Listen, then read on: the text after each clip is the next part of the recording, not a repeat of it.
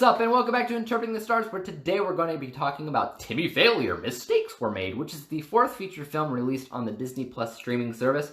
I previously reviewed the first two movies on my channel, which were Lady and the Tramp and Noelle, but I skipped out on the third, Togo, because that just wasn't my cup of tea. Every now and again, there's a movie that comes along that I'm not really in the mood to watch, I don't care to watch, for whatever reason, and that was one of them. Now we have Timmy Failure, which is always a risk to have failure in your own title, because you know sour critics are just gonna call it a failure, but I digress. So is this just another slipshot of a film, or did Disney Plus finally find a winner in this movie? Let's get cracking. This review is brought to you by the word of the day, slipshot, characterized by a lack of care, thought, or organization.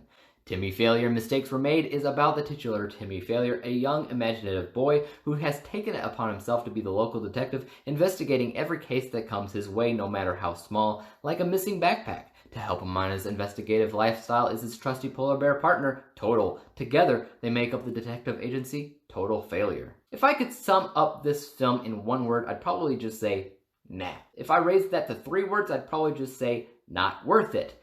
If it were presented on Tinder, I'd just probably swipe left. Unfortunately, we live in a world with an increased interest in just getting to the point, getting to the bottom of things. They just want a score and a recommendation, and that's it. Raise your hands if you've ever been guilty of looking at a Rotten Tomato score, saw if it was rotten or fresh, and let that decide if you would ever see the movie. Nobody wants to hear the why anymore, only the what. But even though Timmy Failure isn't really a movie that I loved at the end of the day, I still think it does a lot of great things. And just looking at my recommendation will not tell you that. It can't tell you that, so let's talk about some of those good elements. Firstly, this is a kids movie, and a pretty cute kids film at that. Even though I have Lady and the Tramp scored higher than this, that was almost an automatic because it's already well-known and successful story as is. I would probably say that this is my favorite Disney Plus original film, for whatever you consider that. Throughout the years, we've had a lot of child detective films, but what makes this a little bit more special is the fact that this kid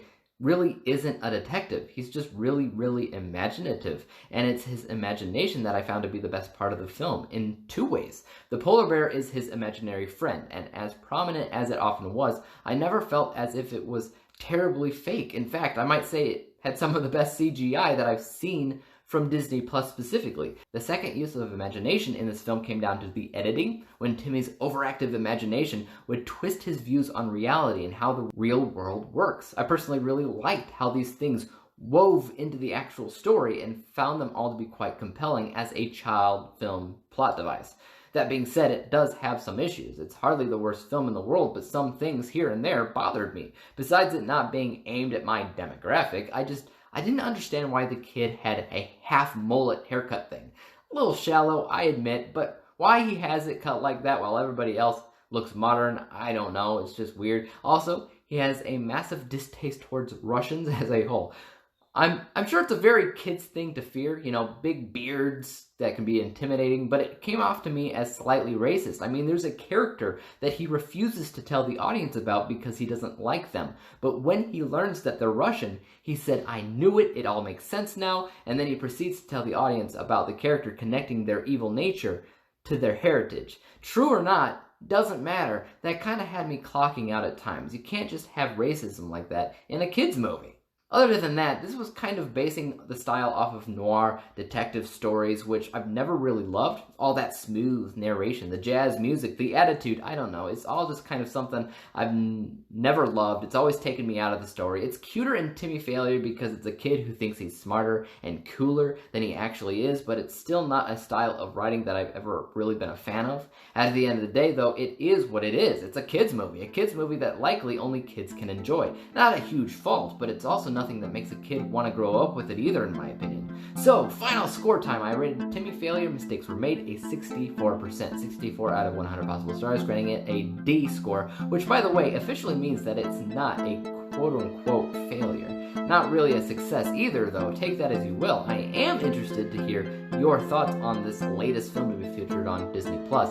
Did you find it endearing? Do you hope to see more grown-up Disney Plus films that can appeal to a wider audience?